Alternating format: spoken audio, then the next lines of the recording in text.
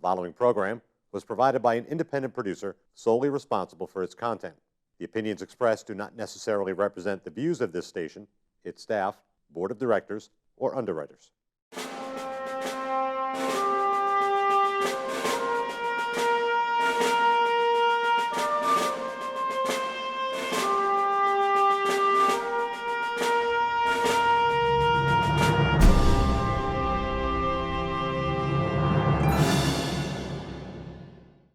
Hello and welcome to Perspectives. My name is David Schoeneman. I'm your host on this program, and I'm the alderman for Ward 3 here in Nashua. On Perspectives, we take a look at a variety of issues that are of interest to Nashua residents, voters, and taxpayers on a state, local, and even a national level. We do this to keep you informed about what your government is doing and the implications government decisions will have on your lives, and we want to make sure that you're well informed when election time comes too in November. Last week, we had a special edition of Perspectives where I spent some time with graphs explaining how the pending pension fund transfer legislation that's currently before the Board of Aldermen interfaces with the Nashua spending cap and what the implications of this legislation are on the cap and on the fiscal 2017 budget. It was a general overview, a brief background on the legislation and its impacts. Today, we're going to take a closer look at the spending cap in particular. And my guest to help me do that is Mr. Fred Teeboom. Fred is a former alderman here in Nashua, and he was the author of the spending cap. The spending cap was enacted by referendum on a ballot about 23 years ago, and it's faced some challenges along the way. But it's been a bulwark of protection for the Nashua taxpayers, and it still has quite a bit of value today, as we'll see shortly. Fred, thank you. Welcome for coming. Thank you very much for coming in. Thank you for inviting me. So let's start with some of the history. I think a lot of the folks that might be concerned about the spending cap today are watching Channel 16 and watching the meeting we had on Tuesday. May not have been around 23 years ago. They might not fully understand what the spending cap is. They might confuse it with the tax cap. Might not be too sure what it's all about. Can you give us some of the history, how it came into being? Right. The way the spending cap started is that people were quite upset about increases in their taxes. And it really came to a crescendo when the city was reevaluated. It turned out that the commercial values were overassessed and the residential values were underassessed. And that's how you could keep, people kind of at bay, not be all upset. There was a citywide revaluation by a professional organization, not like they do today. It's a whole different technique. The professional organization came in, looked at the whole city, and rebalanced. So the commercial came down in terms of its assessed value, and the residential comes up. Now, taxes are based upon your assessed value. Mm-hmm. It's a simple calculation. You take a look at the total amount of taxes that need to be raised. You divide it by the total assessed value of the city, and that gives you the percentage of your value of your particular property that has to be taxed. Mm-hmm. So you can imagine, if you did a rebalancing of the assessed value, suddenly your home is worth a third more on the assessor's book. It's not worth a third more in the market. Mm-hmm. It's worth more than a third. So people got very upset. There was a group called the National Taxpayers Association that started getting quite big. It ultimately reached about 300 or 400 members. It's a lot of members. And, we used to go to aldermanic meetings. I joined them. I was not an original founder, but I joined them early. You kind of, what do we do about this? A lot of ringing, handling, a lot of whining, complaining. There was no public session yet. There was no public comment period before the Board of Aldermen back in those days.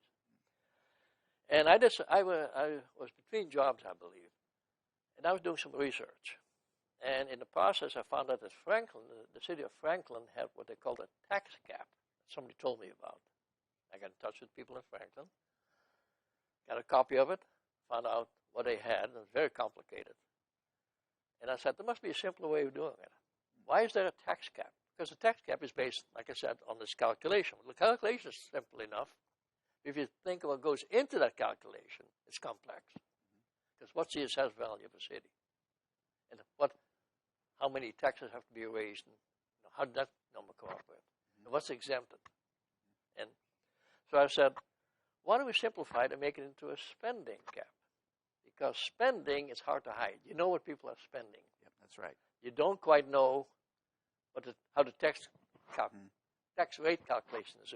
Even today, I looked this morning, knowing I'm going to the show, trying to figure out how is a tax rate calculation determined in the city of Nashville. Today is about $24, $24.50 per thousand. It was 2.24%, 2.4%. And I couldn't find it. As aldermen, we used to get briefed on how the tax calculation was done as a projection. But the city doesn't do it. The Department of Revenue in the state of New Hampshire does it, and they do it for all the communities. So it doesn't come out till quite late, in the year, usually past the budget year. So it turns out spending is something you can track, because spending is what you do right away. Tax is difficult to track. And it caught on, and people understood it. And we presented it. Of course, it would never pass the Board of Aldermen, because there's too many vested interests. There's too many special interests on the board, too much particular union interests on the board. But citizens doing a petition, as you know, have a different perspective on things. And so it passed. It passed by about 53, 54%. 2 years later, the unions, particularly the teachers' union, which is by far the biggest union in the city, were so upset about the spending cap, would limit the amount of benefits and wages that they could get, that they put in an effort on the ballot, same as we did, citizens petition, to get rid of all of it. That failed by a very large number. Well, I think it failed. I think it only had 33, 34%. So it was 2 to 1. And that was 21 years ago. So in 23 years, this has been existing. Now, unions, is one thing, David, unions never give up. No, they don't. Unions never give up. We heard them the other night. So the next thing, of course, they do is try to go to court. Or do whatever they have to do. You know, we had a rock thrown in the window of our attorney, fighting the hell out of him. They went to court. Not long ago, in 2010, they got serious. They went and found a judge in Concord. Now, Concord is the most, as you probably know, is the most liberal part of the state. Again, because where you have state government. And they found and shopped the judge, and the judge said, "Oh, unconstitutional. You're taking away, the citizens are taking away the power from the city managers." That is impossible. And elected officials, and that's just not permissible. So this is Superior Court. This got appealed by the Attorney General and some advocacy groups to the Hampshire Supreme Court. And I participated. I became an intervener in the Supreme Court, and I actually practiced before the Supreme Court. I actually was allowed to argue before the judges, even though I'm not an attorney. Many people think I am an attorney, but I'm not. I'm an engineer by trade. Okay. And we prevailed. Basically, the Supreme Court did us a big favor. They said, "Well, there's some problems here. There's some problems in state law that you got to fix." You know what the problem was? You couldn't have a supermajority vote in a budget decision. That's what they decided. Now, that's interesting because, as you know, in the city of Nashville, you need a 2/3 vote to supplement the budget. Yes. In Manchester, the same thing. So as I've been able to determine. So, at that time, we had O'Brien be the Speaker of the House. We had some other, we had a Republican assumption of the House and the Senate. And it fixed the state law. So now, we've had that Supreme Court finding. We had an earlier Supreme Court finding, which the spending cap is based. I forgot to mention that. Which is an earlier group had tried to get a tax cap in Nashville and failed. And that went to the Supreme Court. And the Supreme Court said, well, the way you structured that language is not right. But you're allowed to put a clamp on spending. That's why another reason I came up with the spending cap. So basically, there are 2 Supreme Court findings, Hampshire Supreme Court findings. There's a bunch of state laws now, at least 2, one for towns and one for cities. Towns can now have spending and tax caps. Right? Okay. 23 years of history. On the mandates, we've had a written legal opinion by Dan City Attorney. We've had automatic memorandum of agreement. We've had, I don't know if you know Eric Wilson. He's I don't. an alderman, very successful attorney in the city today. He wrote a legal opinion. The thing is solid. I mean, it's really solid. But, you know, it's always under attack by the special and vested interests. You know, I'm just starting my second term here on the board, and I've seen a number of attacks on the spending cap. It's not so much that they're challenging the legality of it at this stage, but they're trying to find a way around it, it seems to me. And clearly for fiscal 17, we have an issue on spending because the tax cap calculation is going to give us about 1.3%. Well, We're already spending more than that. Remember, it would have been more if they'd stuck with the cost of living index. But the unions had to go out and fix it, and they used the government index. Now, this will change. I mean, the government index is below the cost of living index for the consumers. That's because government spending is down. Yes. But when government spending goes up, then their index goes up. Yes. So that's only temporary. They did effectively win by 29 votes out of 15,000. Yeah. Very, very close. But there still seems to be widespread support for a spending cap in the community. There's enormous support. I blame myself in the last election with another citizen referendum promoted by the teachers union. Gary Hoffman, he's a teacher, and I have to grant it to the man. He did an outstanding job getting those signatures. Just a handful of them got all the signatures. They're still trying. They're still trying. Yes. And it backfired on them. But I blame myself in a sense because me and a bunch of people went out and put signs up. Our signs said, keep the cap, vote no. But the question was, okay, to approve a different index. So, yes. So I said, keep the cap, vote no. There's an art to doing elections. I see. Like there's an art to anything. And the art of doing elections is to present it properly. As you probably see from our presidential elections. If you don't present things properly, the smallest thing, gets entangled. And when we did the recount, I had a chance to look at all of these ballots that were in question. When you challenge the ballots, you can examine the ballots. And there were many ballots questioned. Look at little marks and little remarks in the ballot. And the common remark was, we don't understand the question. We don't understand the question. The city didn't help any with their explanation. So then someone was voting yes when they really meant they didn't want to see any change. No. They confused them to say, Save vote no, keep the cap. So, but, they'll never stop. So they failed, other than this index thing by 29 votes, they failed on the main question of should we have a spending cap. They failed in the street. They failed in the courts. So now the latest thing is to try to misinterpret the language. Yes. Yeah, and that's the part that I think we're facing these days, or to manipulate it, because here they want to do a spending cap override for fiscal 16, calling it just a pension fund transfer, when in fact it inflates that basis, the appropriation for fiscal 16, that becomes the basis for fiscal 17. Well, let's step back from that for 1 second. Sure. Before this even came up, Mayor Donches, newly elected alderman, came out and said to the Telegraph, and he said it to 2 additional Telegraph, well, maybe the mandated costs are not under the cap because they're mandated. And he flew this trial balloon.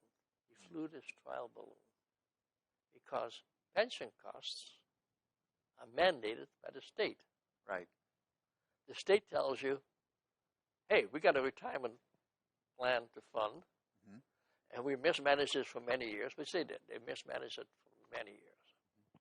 And we need a lot of money from you. Fork over $21 million, please. Yeah. And that's called a mandate. Right. $21 million. Our total budget is about, like you said, $260 million. Yep. $21 million is a big chunk of money. Huge. It's the third, after the school costs, it's $136 million. After all the benefits, is around $24 million. Pension costs are the single highest expense in the city. Right. It's huge. It's huge. It's totally out of control. So we can talk about where that money goes to, but in fact, it's a mandate. However, Johnson started to claim, gee, mandated costs are not subject to cap. Well, if you take mandated costs out, like pension funds and there are other mandated things, okay, like certain parts of the state education part of education is mandated, not the voluntary part. The state education man. There's other things that are mandated, like welfare costs. Right. Whatever federal and state governments mandate, we're in the bottom of all of this. We can't go any lower except go to a taxpayer to pay for all of this. Sure. The federal comes to the state comes to the taxpayer, to the local government goes to the pockets of the taxpayer. I mean, so if he did that, you can imagine the spending cap would dwindle its control of an ever smaller amount. Yes. And a smaller amount of non-mandated program. Now, I pointed out the legal department. That's a legal department. There's nothing that mandates that the city have a legal department. There's nothing that mandates that the city has to have an administration department. Yep. I'm not even sure it mandates to have a police department. I think there's a mandate in the state law that you have to have a fire department. I don't believe there's a mandate in the state law you have to have a police department. I mean, no one has ever approached that. That's why, way back in the beginning of the spending cap, I went for office for one purpose only, not because I want to sit in the seat, raise my hand, pontificate. I want to make sure the spending cap is properly interpreted. So this whole thing about our mandated costs part of the spending cap became a very early issue. I see. See, after unions lose in the street, you go to court. Court takes time. So what's the next thing you do? Try to misinterpret. Then they said, mandated costs not part. We got the city attorney, then Mark Bennett, not Steve Bennett, but Mark Bennett, to write an opinion, a very legal opinion, that the mandated costs are clearly under the cap. Now, that doesn't mean you don't pay them. It means that you have a budget, and you said $260 billion was your, what we call a combined annual budget. If mandated costs, let's say, $40 million, you got to pay the $40 million. Got to pay them. Okay. That leaves the non-mandated costs. Right. You have to shrink it down. It doesn't mean it's not on the cap. It's just that you have to prioritize. The whole point of the spending cap is not to constrain spending, not to cut spending. There's no cuts. You're allowed to increase. You're allowed to override. Yep, allowed to override. You're allowed to override. 10 votes, and we talk about that. The whole thing is to set a priority. You have to set priorities. And, I talked about that last year during the budget cycle and the year before that. I don't see any emphasis on setting priorities. And when I do see an emphasis on setting priorities, they're priorities that I don't think the taxpayer normally agree with. But this year, I think in fiscal 17, we have the opportunity to actually discuss setting priorities.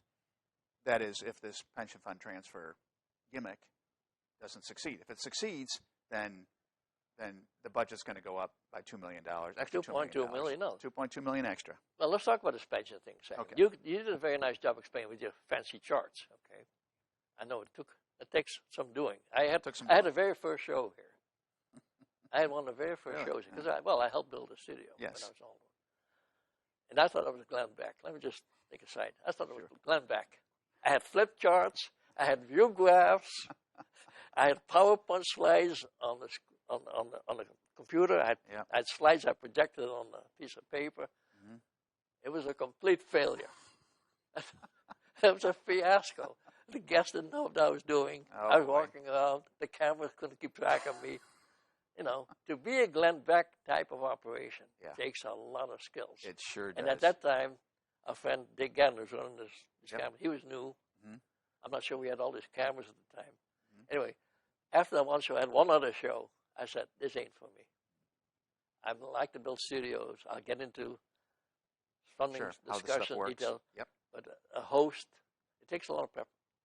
It takes a lot of preparation to do what you do. It does take a lot of preparation. I will say that show, doing it as a monologue last week, was a challenge. That was 30 minutes of just talking and showing the charts and queuing them up where they're supposed to be queued up. And I just hope I made the point. I really wanted to reach out to folks at home so they understand, because this whole question is being couched as a transfer from one account to another. It's harmless. Well, let's talk money's about that. already raised.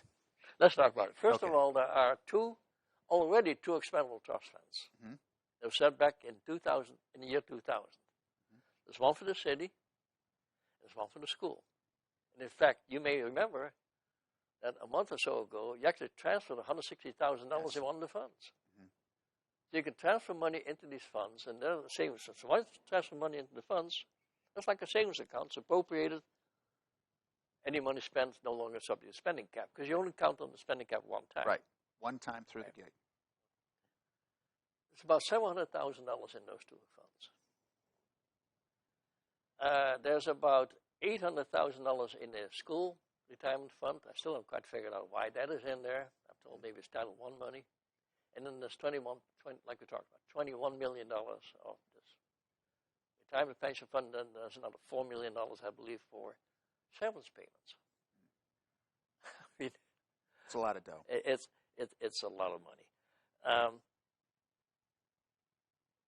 The claim is made that we got this money set aside in the fund balance to save money.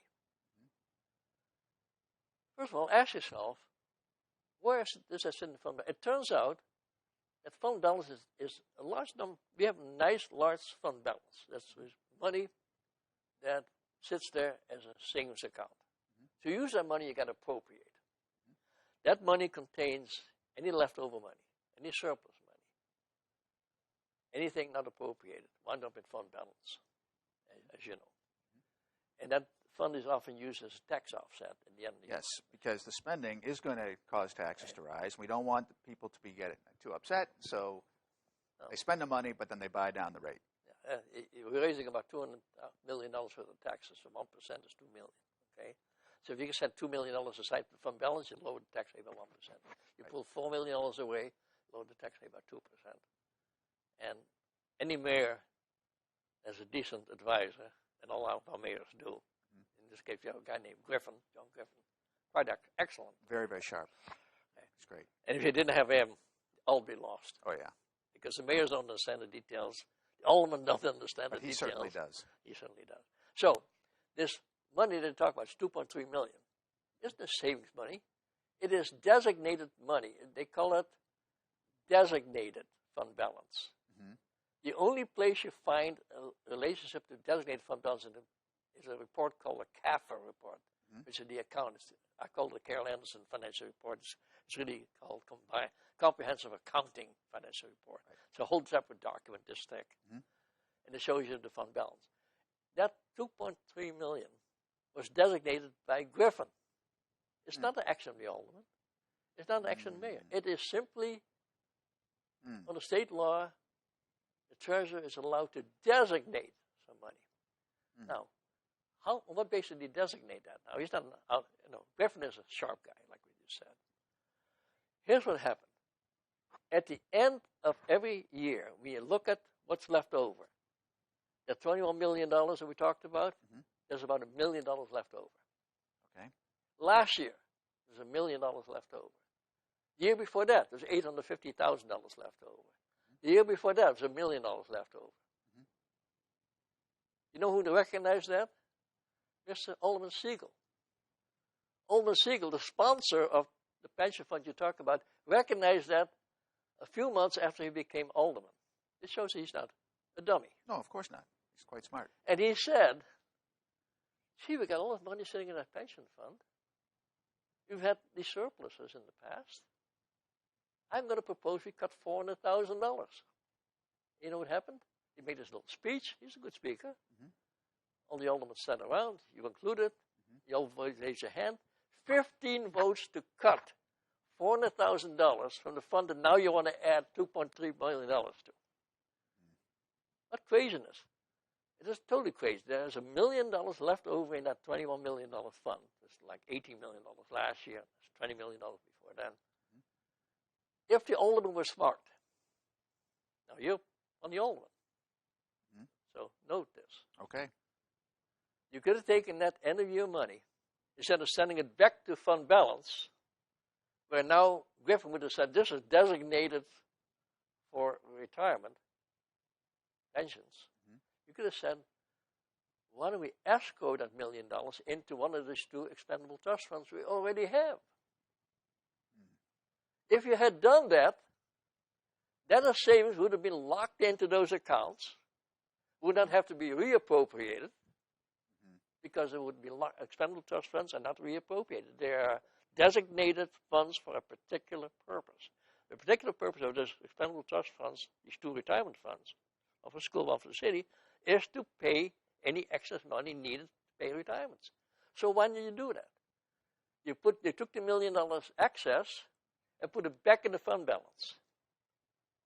It was a dumb thing to do. No one asked you to do it. I don't know what mayor, because see, the mayor controls and makes recommendations to the alderman.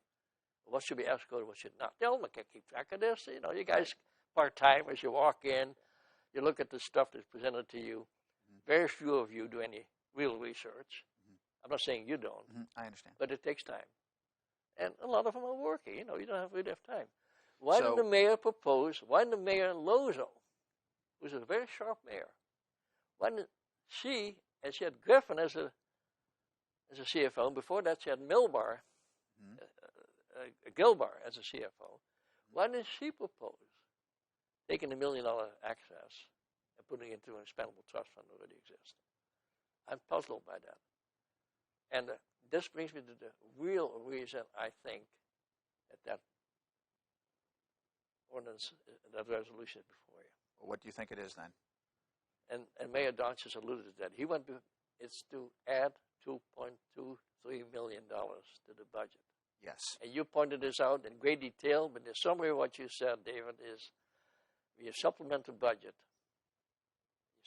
That means you have a budget adopted, $260 million, you add $2.3 million down. Now the budget is $62.3 million. Magically, now you can spend more and money now, next year. Next year, you look at the spending cap. You don't look at the originally adopted Right. budget. You look at the supplemental adopted budget. Right. See, I bought the budget book. Yep. Carry this around. On page 10 and 11 is a detailed calculation of how the spending cap is determined. That's where I started when I was doing the research for that show last week. If anybody wants to look and get into the details, look at page 10 or 11. It's there because an ordinance that I got passed. Because I recognized not only do people not fully understand the spending cap, but they haven't got a clue how it's calculated. And someone who does have a clue how it's calculated can use that information to do one thing while presenting perhaps something different. Well, you present something innocuous, but really something else is going on. Mayor Donches, let me finish that thought.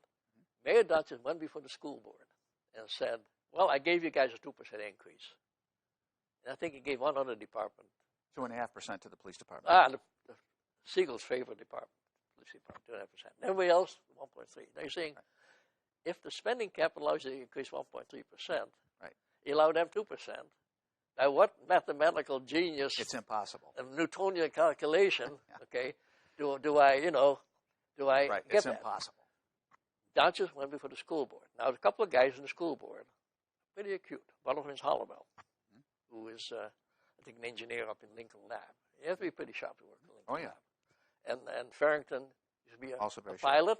Yep. And you got to be pretty sharp to be a major. Yes, major that's airlines right. pilot. Airline pilot. So either one of those two asked the question, hey, Donches, how are you going to give us 2%? We by far the biggest gorilla. I mean, their budget in this budget book is $136 million. Half the number. I mean, 2% of them is like 2%. Is like 10% of many others. Okay. And they said, how do you pull off this magic act, Mr. Donches? Now they say magic act, but that's basically what they meant.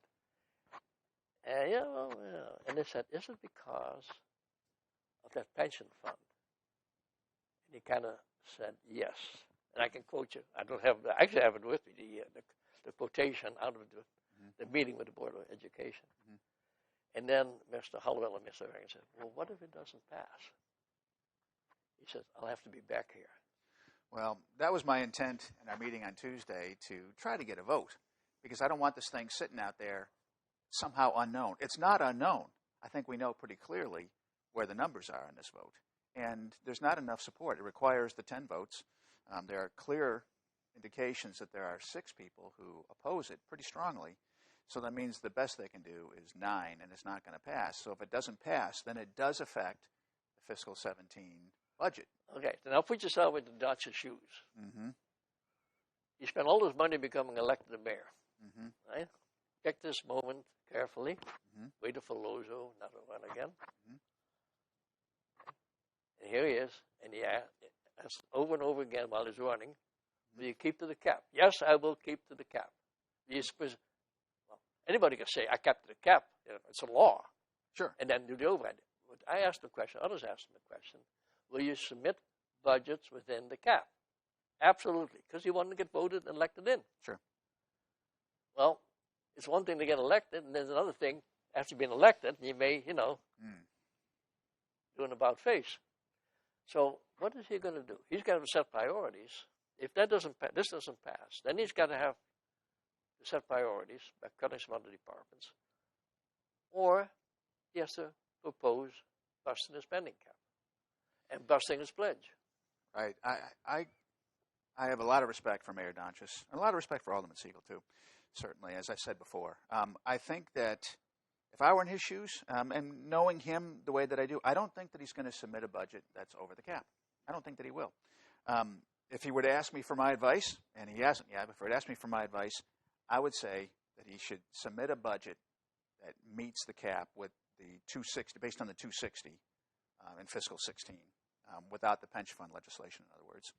And then let the departments come in to request more. And each time it goes up, it would require 10 votes. I think the Board of Aldermen, through that voting process, can establish which things they're willing to go above for and which things are not willing to go above the cap for, and then inch it up. But if we go to the full 260 plus the 2.2, it's going to take 8 votes to whittle it down, or 10 to bring it up. We don't have necessarily the 8 votes to whittle it down. I'm not sure they always have the 10 votes to bring it up. But I think the thing to do would be to come in with it based on the actual fiscal 16 appropriation that we have now, and then let those departments make an argument for why they need more.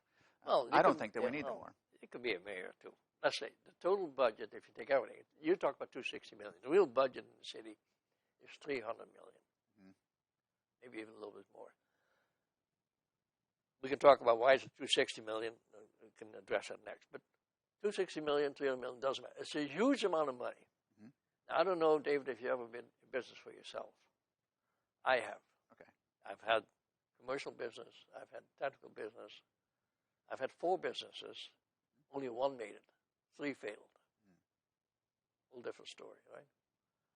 But you have to set priorities. Now, the first priority I would set, if I were mayor, I said, if these pension funds are continually overfunded by $1 million, and I got 2 expendable trust funds, there's a combined $700,000 already there.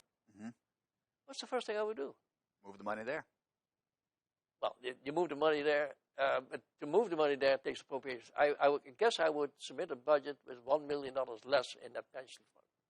Okay. I would basically do what Alderman Siegel actually did 2 or 3 months after he first became alderman. I see. Cut that budget he cut it by $400,000. The mayor can just submit it by $1 million. It's the mayor's proposed budget. Sure, it is. To increase that budget, any line item takes 2/3 vote. To reduce, take a majority vote. That's the power of the mayor. The mayor, this budget is the mayor's budget to present. Right.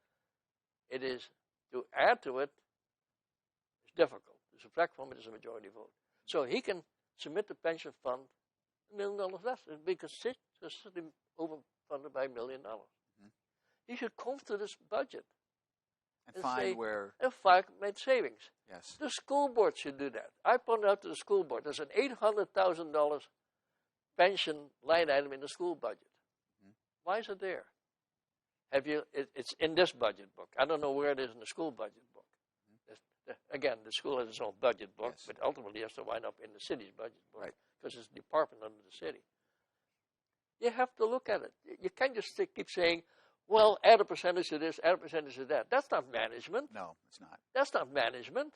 That's what the union does. Well, we got the increase last year, we want to increase it this year. Right. You were talking about this Me Too thing in the police department. You have to explain to me what that is, because there's a clause in there that says that if the patrolmen get X, then the supervisors have to get at least X. There. So that's a percentage game. Yes. What does that got to do with anything? What's that got to do with anything? Well, the That's a problem with- percentage game, okay? It's a percentage game. And But if it doesn't look at the uniforms. It doesn't look Right. at the overtime. The overtime is horrendous. Mhm. You know, the overtime is, how do you spend that overtime? You didn't need to spend it overtime. You know, maybe argue you should, but you have to look at the budget. The There's a police lot has a of money. $25 million levy budget, Mhm. okay? And by the way, on this retirement, every time the Board of Aldermen approves a raise, you have to Bumps that fork up. over to the state Even more. 29% for the firemen, Even more. and That's right. 24%, the 24%, 23.5% for the police. Right. I mean, the fix is in. It's And you know certainly why you is. have to put all that money into the state? It's the state, the trust board for the retirement fund in the state. Police and You know fire who the and members teachers. are on the board? Yeah. There's a police member. There's Right. a teacher member. Right. There's a fireman member. Right. There are 2 or 3 appointees by the governor who Yeah. himself had got elected with police union money, with Yes. fireman union money, It's with rigged. teacher money union. The It's game is rigged. Absolutely. And we do a spending cap, and I spend a lot of my effort and my time. Other than the Holocaust Memorial, I spend a lot of my time. You see me appearing Sure. before the board. Because it takes a lot of work. Mhm. You have to, first of all, you have to understand this budget backwards and forward. Then you have to take a look at the financial reports that come out monthly. And I took a look back 10 years to see, and assess this. When I talk about $1 million overfund on this pension fund, that's based on me looking at the All look those back years. for 10 years. Then there's a CAFA report that I mentioned earlier, the Yep. accounting report. Very difficult report to read. We had designed for accountants, not for a layman, not for an alderman, not even for a mayor. Designed for accountants. Very difficult to read document. Okay? But you got to study all this stuff to understand, you know, where all this money goes. You got $300 million of all different sources, going all different places. How do you keep track of all of this? It's hard. It's very, very complex. No doubt about it. And there are places in there where there's funds that could be used differently. of course. Now, the tax rate, that spending cap calculation, which is page 11, you can't see this on the camera, but here it is, okay? I got it marked up. Tells you that the real budget is $290 million. The budget you talk about, $260 million. Why is that? Because not everything comes under the spending cap. That's right. Grants do not come under the spending cap. Gifts do not come under the spending cap. Okay? By ordinance, sewer fee, the sewer, the combined sewer overflow, it's a huge expenditure-based fees. We excluded that from the spending cap. It's not tax-based. Okay. It took an act by the Board of Aldermen. So it's about $30 million does not go into the cap. So when Alderman Siegel walks in, I talked about him earlier. Okay, not my friend anymore. He called me just like you did in the beginning. He's not really my friend because he's smart enough to be able to misrepresent and convince other people to go along with him. Serious. He said, and he was on your show, and I watched his show. I played it at home. Okay. He said, if somebody gives us a gift of $50 million, I remember that I example. can't spend it. Right. That is complete baloney. Right. Okay. And let me tell you why. You just took a gift of $1.5 million for the lights for the Bussey Parkway. Yep. When you took that, did that come under the cap? Did you have No. a cap? Did you have a supplemental budget vote? No. Did you have a cap calculation? Then we talk about blah, blah, blah. No. It went from the gift to an expendable trust fund for that purpose, or a special reserve fund. I forgot which one you put it in. There's an expendable trust fund or a special reserve. They So both the have gifts the same are purpose. excluded. Any gifts, any grants. When you get your flu vaccine thing, or your health thing, there's continual. Every time you guys meet, there's at least one resolution Yes, there is. to take for a grant. gift and put That's it. right. That never comes under the cap. You're right. It does not. So for Alderman Siegel to say, and he should know better. If he doesn't know better, then shame on him. But I think he knows better. Okay, I think he's grandstanding. Saying, I cannot take $50 million because I can't spend it. No, Mr. Siegel, it doesn't come under the cap. Conversely, he said to an old banning meeting, oh, the Bussey Parkway bonds, they don't come under the cap. Yes, the Yes, they bond do. money It does. that the city pays does come under the cap. That's right. The bond money that the The federal proceeds government don't, but- pays which is more than half, about half of it, Mm-hmm. is a grant because it came through a CDBG grant. Right. Doesn't go under the cap. CDBG money. What is CDBG? Forgot. Community Development Block Grant money. Yes. Yep. Some, not under the cap. You know. But the city bonds are under the cap, just so folks at home know. The city's City bond, bonds. the bonds are under the cap. The city, there's 19 or 20 million dollars worth, 18 million now, worth of bond payments. We're still paying for the high schools. We're not going to be paying for your 141 Burke Street. Burke Street. Okay, another 10 million they're talking about. Could This be is a all lot bond. more than that. You just switched $600,000 from Varsity Parkway, Varsity Elementary School, 600,000 to Sunset. That was a transfer. That was already under the cap when it was bonded. It's not counted twice. Right. So you have to understand how the spending cap works. It's basically designed to keep down taxes. But the way that I wrote the mechanism is that you look at spending. Now, if you said, "Well, you're a dummy," why don't you just do a tax calculation? And in fact, you find a state law and talk about tax calculation.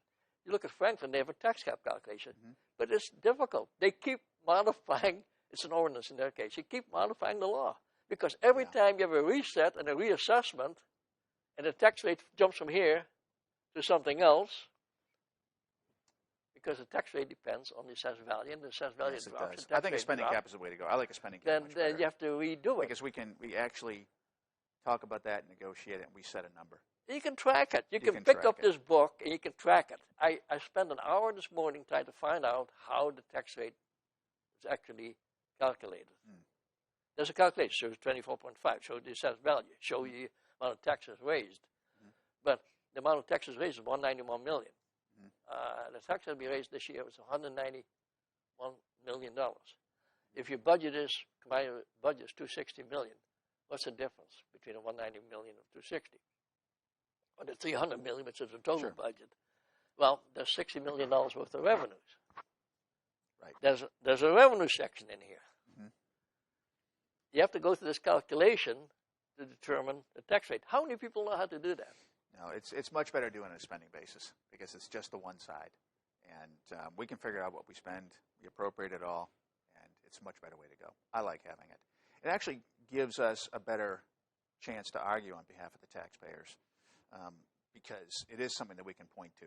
And if it goes up $1, we know it's up $1. If it goes down $1, we know it's down $1. There's no monkey business other than certain things that can be done to move money around and appropriate things that don't look like they're being spent right away and all the rest of it, like we're seeing now.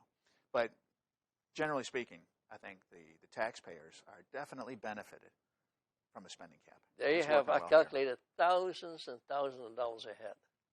And even so, people complain about how their taxes have gone up. In fact, Mayor Lozo last year did a very nice presentation, I thought, at the budget public hearing, where she said amount raised from taxes have gone up.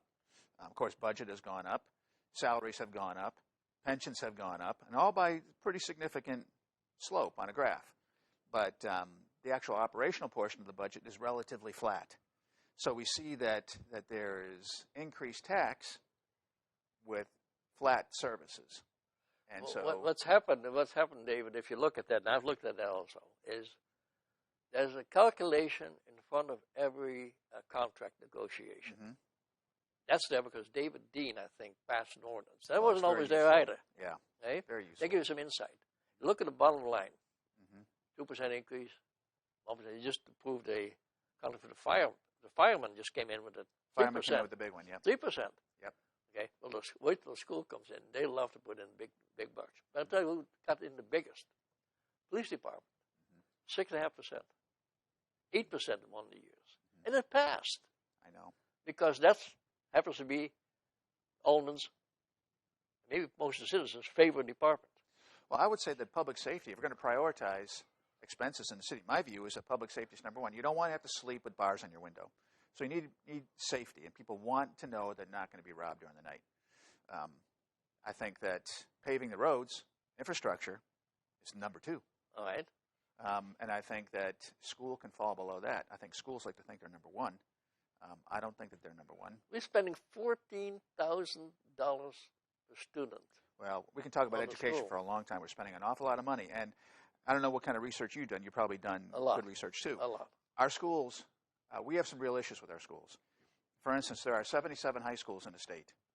And according to U.S. Department of Education and New Hampshire State Department of Education, our schools, out of the 77, our high school, National High School North, is number 57 out of 77.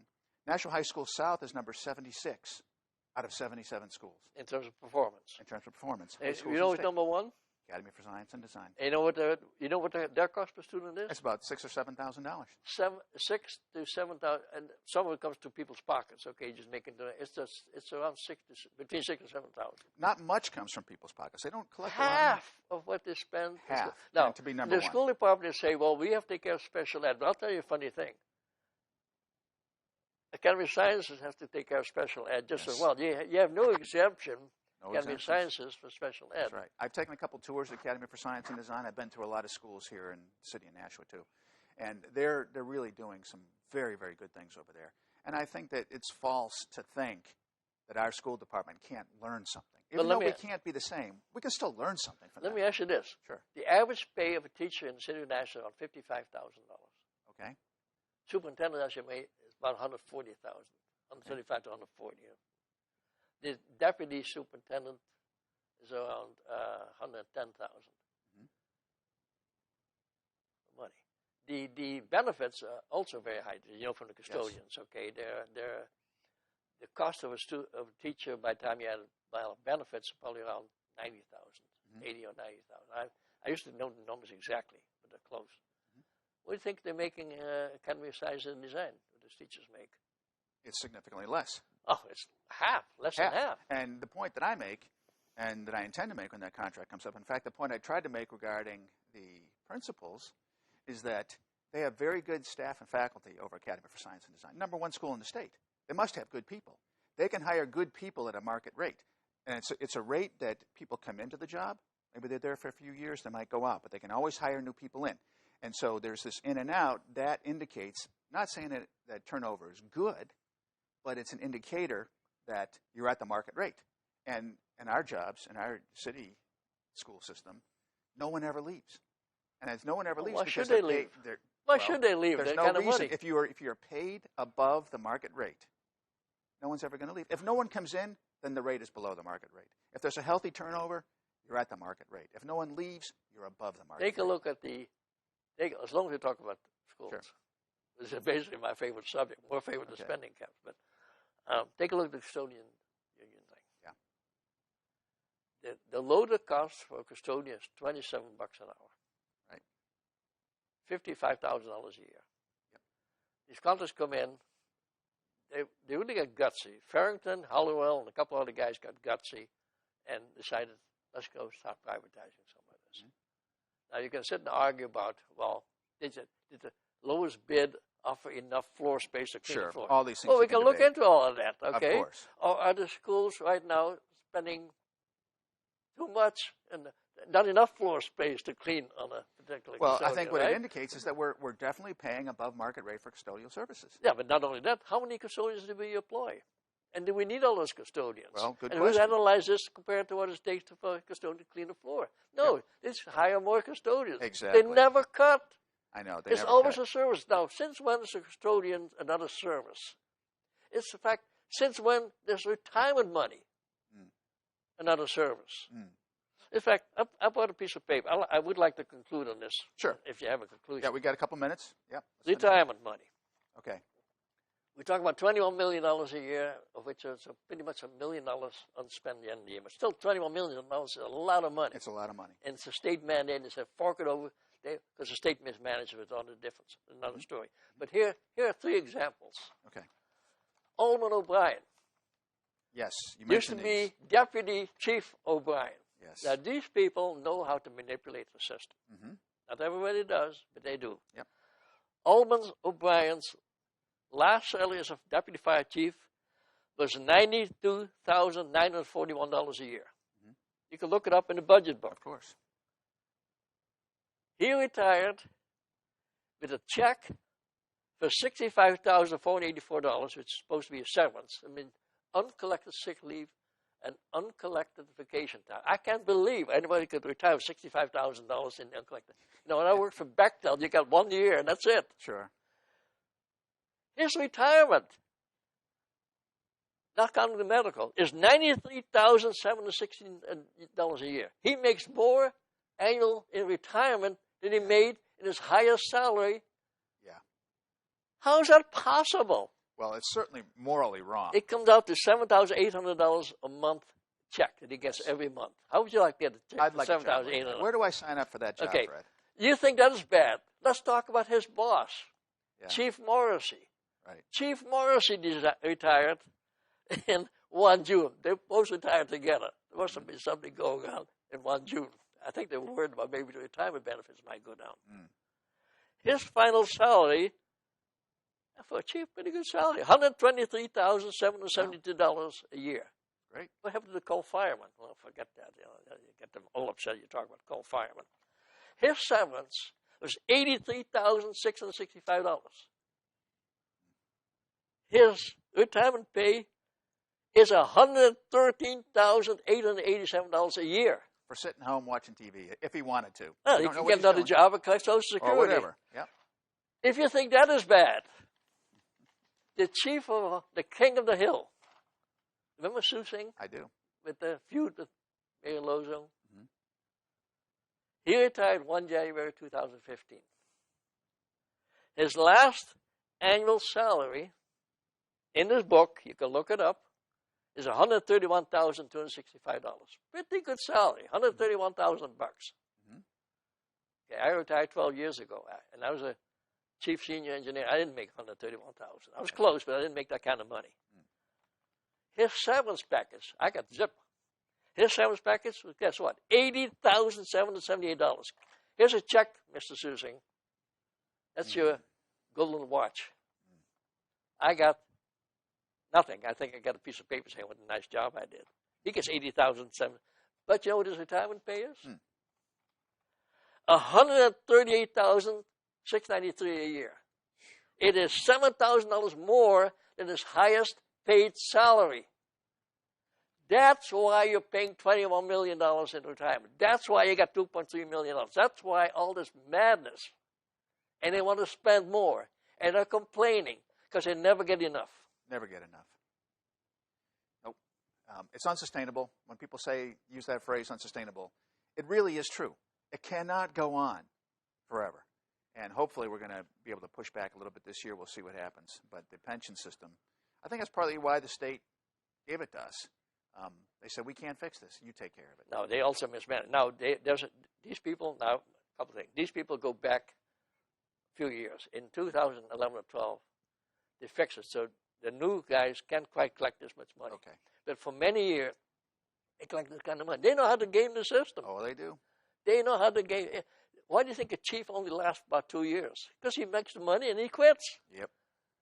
Done. Okay. So they're trying to fix the state level. But for a while, remember there was a boom years in the 90s? And a lot of money was made in the stock market. So they said, I got all this money.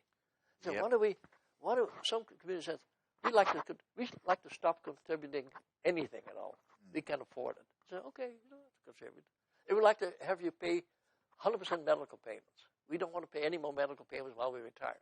It's okay. And they gave a lot of stuff away. And then, boom, 2008 happened. Yep. And if you look at the kind of money that has now flowed to the state, you see that it coincides with the bust. Yes. Because they mismanaged it. Times are good. See, the government likes to spend money. Spend. They don't save. And when the time goes bad, the rainy day funds are empty, and they complain and say, but nobody wants to give anything up. Well, I think we're going to be facing that this year. You think so? Well, I think it's not that bad. What's that? I don't think it's that bad.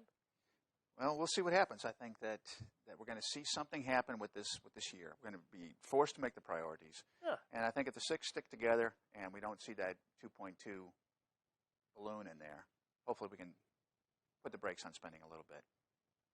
We'll see. But Fred, we're out of time. Unless there's anything else you'd like to add. One thing, Mayor Lozo, 8 years in office, never busted the spending cap. She tried one time with her retirement fund thing, and she did a kind of a clever end run with a special revenue fund. But at the budget year, 8 years, never, but every budget is made One of the under things the cap. that happened last year, though, remember that generator that came in from the police department, the $500,000 generator that was an emergency? The $400,000 generator. It was in their capital request. It wasn't an emergency when it was a capital request in January. Once the pension fund legislation last year, at $2.7 million, didn't pass, that generator became an emergency. And so it passed. It was a supplemental appropriation. Yeah, but it was under the cap. But it stayed under the cap. Oh, it didn't bust the cap. But what it did... No. See, what happens is, if you look at Lowe's budgets, they were always a little bit below the cap. Sometimes 100,000, sometimes 50,000, sometimes 400,000. Okay. Now, I had a big argument with Siegel about the cost of 400,000 with Dean. Mm-hmm. I proved to them you can buy the thing for 200,000. I come up with quotes. I remember that. Okay, yes. But whatever they spend, they didn't bust the cap because they did you can do a supplemental budget. So here's the cap, here's the budget, usually charged by my hand. Right. You can supplement it with a vote, but you stay under the cap. Right. What's happening with this pension fund? It goes has way to go above the cap. Yes, but it came up high enough that for fiscal 16, it made room for the spend. Yeah, you had enough. Necessary. You had enough. If you look at the 2015 budget, there was enough left in there. They even had enough left in there for David Dean to transfer $300,000 from contingency. That didn't take a supplemental. He took not only do you have room under the cap that you do supplemental, you also have contingency, funds. That's the sludge fund. Yes. There was enough in the sludge fund that David Dean was able to take $300,000 and put it into his expendable trust from the David Dean Park. When I claim that the developer should be paying for moving it. Well, that's what they said they were going to do in the beginning, right? A lot of times you hear that there's a big promise in the beginning, and when push comes to shove. So there's an expendable trust fund. If you can convince the developer to pay for moving the state park, because after all, it's their development. Right. You know how much in that fund? $500,000. You take $500,000, transfer that into your. I mean, the alderman can transfer it. Yep, those are things that are under alderman control. Is the will there? Is the will there to stop a contract? You guys have approved just about every contract come before. The will does not exist to stop a contract. The will does not exist to stop a contract, and it's awful. Or reject line items. You know, you're allowed to reject line items in the contract. You know, the state law allows you to modify line items in the contract. If you look at state law, the will doesn't exist. Will does not exist. The will does not exist. And that's the effect of special interest. Well, it is, and we take a look at who contributes to whose campaign. That's all public knowledge. You take a look at which unions contribute to which people's campaign, and then it's quid pro quo. And who are they? Contribution? Fire. Yep. Police. Yep. And teacher. That's right. Bet you. And you know which alderman they are too. What was that? And you can tell which alderman. And you can tell which alderman got the money. And you can see it by the vote, and of course you can see it. And they do not have to exclude themselves. What do you call recuse themselves? In fact, Brian. We just talked about all the money he collects. He should recuse himself from the vote on this. Well, maybe I think it's going to be a legal opinion. I don't know if it's come out yet. No, he won't have to accuse himself because there's an opinion that his amount of money, which is sizable, it's not affected by this legislation. No, it's not. It's too small compared to the total $21 million. Oh. His take is, just I know you're closing, but to put $10,000 a month, he's getting about. Morrissey's getting $10,000 a month, right? Close to it. Yep. You know what it takes to put $10,000 a month in an annuity if you were privatized? You, private citizen, said, I would like to get $10,000 a month. You have to put cash of $2 million. Either accumulate it in an annuity fund by the time you retire, or put cash into that fund to get $10,000 for the rest of your life. Wow. $2 million of savings for $10,000 a month. That's a lot of dough. That's the kind of money that these people have. That's the kind of money. That's the kind of money that we're talking about, unfunded liability. Yes. Fred, thank you very much for coming in. It's always a pleasure to talk to you. You've got a lot of knowledge, a lot of historical knowledge about what's been going on in the city, and you know that book really well. I think there are some on the board, David Dean in particular, who works his way through that book pretty well too. That kind of expertise is very, very valuable to the city, and it's valuable to the folks at home. So thank you very much for coming in. Thank you. I want to thank all of you, too, for tuning in. It's been a pleasure to have you here. My name is David Schoeneman. I'm your host on this program on Perspectives, and we've been talking today with Mr. Fred Teeboom, author of The Spending Cap, 23 years ago, who is really Nashua's resident expert on what this cap means for us and how it can be abused, and really how it can be used also as protection for you. Thank you very much, and we'll see you next time. The preceding program was provided by an independent producer solely responsible for its content. The opinions expressed do not necessarily represent the views of this station, its staff, board of directors, or underwriters.